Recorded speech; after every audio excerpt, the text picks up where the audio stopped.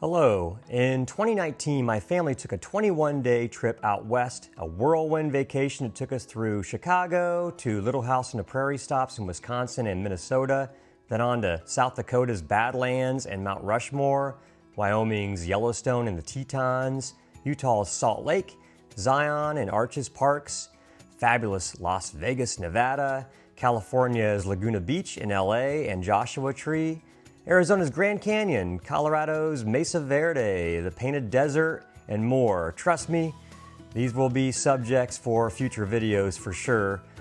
With all that said, one of my favorite parts of this entire trip actually was when we entered Highway 90 near Paradox, Colorado and saw the Welcome to Colorful Colorado sign and the windy road sign, and I'm telling you, that was no joke. The road twisted and turned as we made our way through towns like Bedrock, Naturita, Placerville, Ridgeway, Montrose. It was beautiful country, but really nothing compared to what was coming. We hit 50 through a lot of the way through Colorado, and we could see some beautiful scenery along the way. And I was thoroughly impressed with how the mountains and the trees and the windy roads all throughout this area, how impressive it was. Not just on the back roads, not just on smaller highways, but also on the interstate itself. However, we stayed on some of the less traveled highways. A great friend of mine and mentor, Russ Holly, told me about this trip and I told him what I was planning on doing and where we were planning on going, and he gave me some great advice about certain paths we should take. One of those routes was Highway 550 from Ouray to Durango. Now that took us through a town called Silverton, and let me tell you a story about that. Basically what happened was we were traveling along the way to go from the town of Ouray to Durango, and we had to climb up this mountain on Highway 550, and we realized that the mountain was a switchback, so there are twists and turns, you're going up and up and up. There were no guardrails, so we ended up seeing the drop-off of the cliff right off the side of the road, realizing that the big blue van could plummet to its doom at any time. So obviously I was being very careful. The amazing thing is there were semi-trucks who were driving this same path, so it was very impressive to see that. They called this the $1 Million Highway. And a lot of different stories about how it got its name. Some say it's because the views are worth $1 million. Others say it's because how expensive the road was to build. Either way, it's incredible. White knuckle driving for sure for me, I tell you, because you're just right at the edge. But it got us all the way up to Silverton, and by that time it was dark. Everything was closed. There were no hotels available. There was an RV park, and even that, there was nobody staffing it, so we spent the night in the van. So the next morning, rather than traveling continually going south to get to Durango, we knew we didn't have time for that in our trip. We needed to get to Denver. We only had a couple days to do it. So we went back north again in the morning, and we traveled to Ouray. We wanted to see the things that we missed in the dark getting to Silverton. And I'm telling you, it was beautiful. Some of the most beautiful scenery I've ever seen. Driving again, kind of white knuckle driving. My wife was a little concerned sitting beside me, but it was such an amazing view, such an amazing experience, and we're really glad we took that trip. The big blue van, it did it. It survived the trip and it did just fine. The path took us through areas like Red Mountain Pass, beside Bear Creek Trail, and it's eventually going to take us all the way back to the city of Ouray, where we found a really, really good spot to eat breakfast.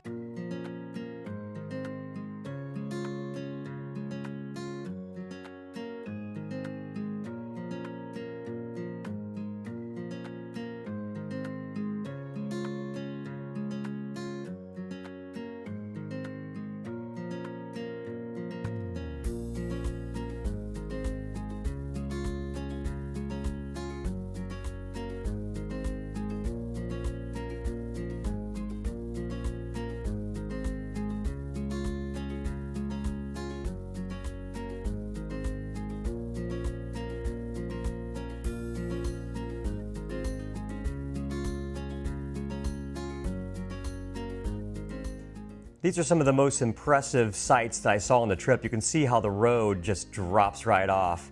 And then this site right here, this scene, this is where we were. We had traveled this road, and you can see that the road is literally right on the cliff of the mountain, on the side of the mountain. Very impressive, very beautiful, a little on the scary, treacherous side, but we made it just fine and we had a great time on the trip.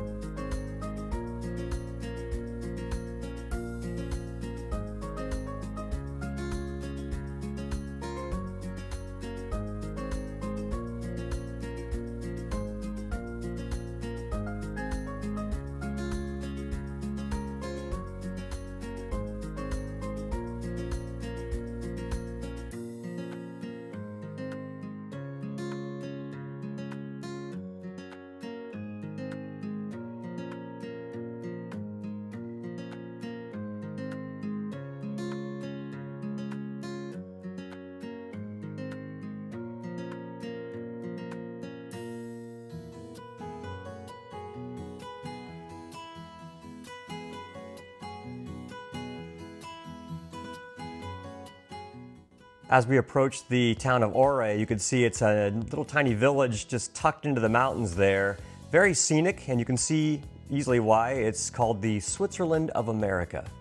For us, it was just a good stop to stretch our legs and finally get something to eat, and we really enjoyed just relaxing and hanging out as a family and playing the games in the town of Ouray.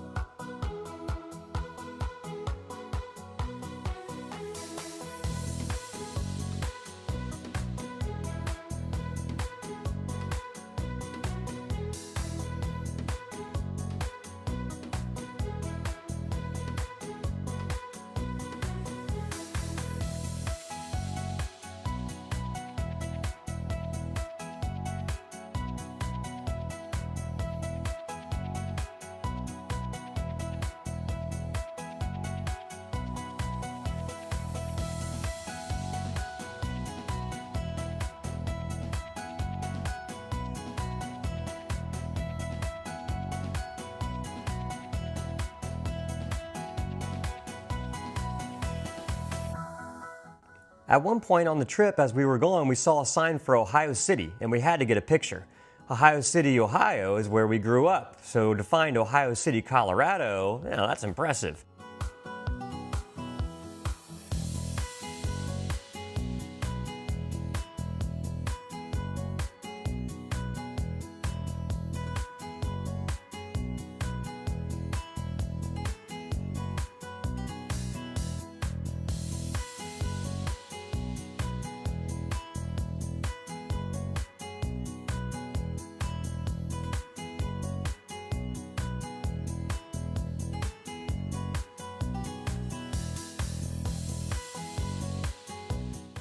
Eventually, we made it to Monarch Pass, which sits over 11,000 feet up. It's part of the Continental Divide, meaning rain on one side flows toward the Atlantic Ocean, and on the other, it flows toward the Pacific Ocean.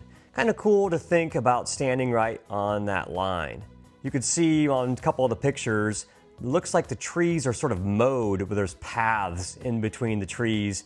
Those are the ski resorts. Plenty of places here for skiing, for all kinds of winter activities. We were in July and August, the very tail end of July, so you can see that the snow stays on those mountains for a very long time because it was 90 degrees in some of those places. Now, where we were at Monarch Pass, it was cold. We had jackets on, we had coats. And then as we got down to the lower elevations, it was 90 degrees. So the weather really, the temperature really fluctuated dramatically depending on your elevation. And Monarch Pass, I remember very distinctly, was very, very chilly.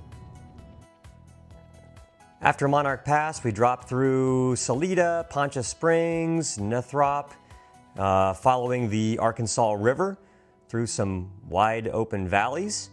We passed through Granite and Twin Lakes, climbed back up to Leadville, highest incorporated town in the country, and then made our way through Breckenridge and Frisco before finally stopping for a break in Silverthorne.